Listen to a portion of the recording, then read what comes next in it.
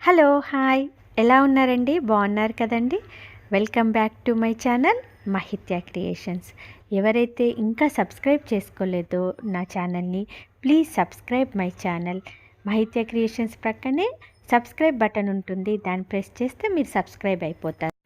ఈరోజు మనం Thai Basil chicken curry ఎలా తయారు చేసుకోవాలో తెలుసుకుందాం రండి. ఈ థాయ్ బాసిల్ అనేది ఒక రకమైనటువంటి తులసి మొక్క. ఇందులో మనకి తులసి వాసన వస్తుంది, అదేవిధంగా మింట్ పుదీనా వాసన కూడా వస్తుంది. మరి మా దగ్గర లేదు అంటారా? మీరు అమెజాన్లో ఉందండి మొక్క, మీరు ఆర్డర్ చేస్తే మీ ఇంటికి కూడా వచ్చేస్తుంది. కంపల్సరీగా మీ ఇంట్లో ఈ మొక్కను నాటుకొని ఈ కర్రీని అయితే ట్రై చేసి చూడండి.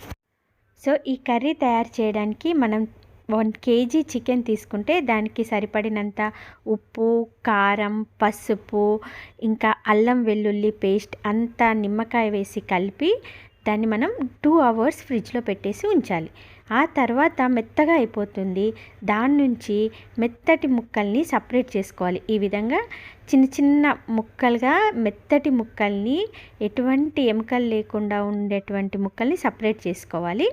ఇది మనం మిద్దె తోట నుంచి తెప్పుకున్నటువంటి మింట్ తులసి కలిపినటువంటి ఆకులు, థాయ్ బాసిల్ అన్నమాట. ఇది ఆకు. ఈ విధంగా సపరేట్ చేసుకున్నటువంటి ఈ ముక్కలకి మనం రెడ్ చిల్లీ సాస్ని అయితే ఒక 4 spoons వరకు ఇలా వేసి కలిపి పక్కన పెట్టుకొని ఉంచుకోవాలి. ఆ తర్వాత మనం పొయ్యి మీద మంచి వెడల్పాటి గిన్నెను పెట్టేసి అందులో కావలసినంత ఆనియన్ ముక్కలు, అదేవిధంగా పచ్చిమిర్చి వేసి బాగా కలుపుకొని దానికి సరిపడినంత పసుపు వేసుకోవాలండి. తర్వాత ఇందులో కూడా మంచిగా అల్లం ముద్ద వేసి బాగా వేగేటట్లుగా బాగా కలుపుతూ ఉండాలి.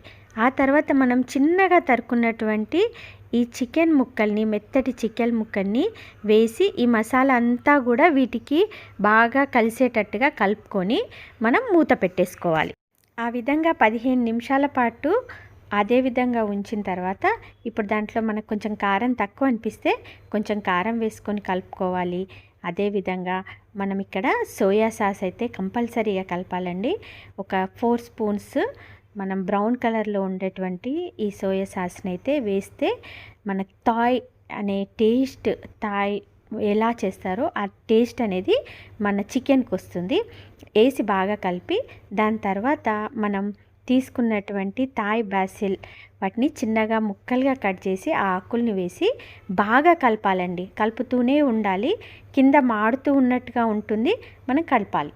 తర్వాత మూత పెట్టేసి మళ్ళీ 10 minutes ఉంచి తీసిన తర్వాత దాంట్లోకి మనం మసాలా దినుసులు కొంచెం దంచుకుంటాం కదా, ఆ మసాలా పొడి అంతా వేసి బాగా కలపాలి. లేదు అంటారా, మీ దగ్గర చికెన్ మసాలా పౌడర్ ఉంటుంది కదా ప్యాకెట్, ఆ ప్యాకెట్లో పౌడర్ మొత్తం కూడా వేసి బాగా కలపాలండి.